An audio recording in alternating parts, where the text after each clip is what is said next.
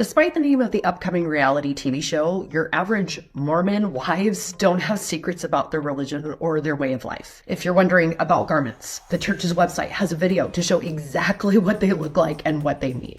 If you're wondering about what happens in the temple, we have open houses before every single temple is dedicated so you can walk through one. Maybe you're wondering if the Book of Mormon teaches a different Jesus or tells us that we should worship Joseph Smith. We literally give out free copies of it so you can find out for yourself. And you should definitely grab one.